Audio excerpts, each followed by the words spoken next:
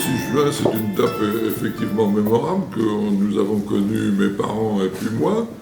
Nous habitions dans le logement destiné au directeur d'école et pour nous abriter éventuellement d'un bombardement, eh bien, mon père avait rassemblé les tables d'école dans le couloir qui jouxte le logement de direction et on dormait sous les tables pour être protégé en cas d'effondrement.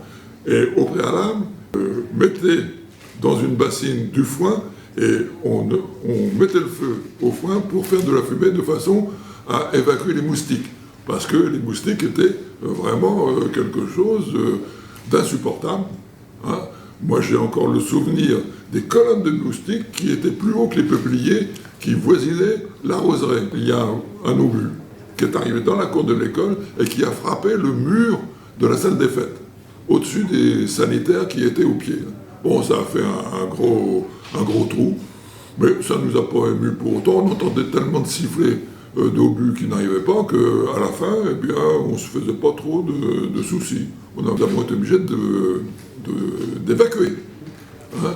On a quitté notre maison, on a laissé notre voiture, et on est parti, comme ça, un entrepreneur de Cabourg qui avait une benne pour vidanger les installations des maisons d'ordre sanitaire, eh bien on a bourré la tonne avec des vêtements, avec toutes sortes de choses, et on est parti en direction de Perrier, puis on s'est arrivé à un autre château qui est sur la droite en allant à Beuvron.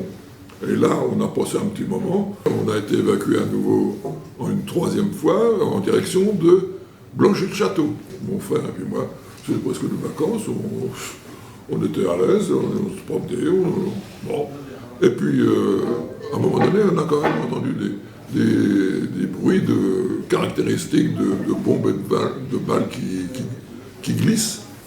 Et peu de temps après, les Américains ou les Anglais sont arrivés et on a été libérés.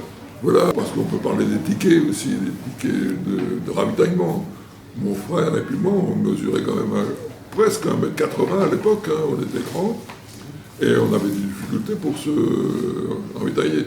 Et je me souviens que la mère famille, la boulangère de l'époque, nous donnait une bonne tranche de pain en supplément. Et le pharmacien nous donnait du sucre. Bon, parce que mon père lui donnait des cigarettes qui ne fumaient pas. Voilà.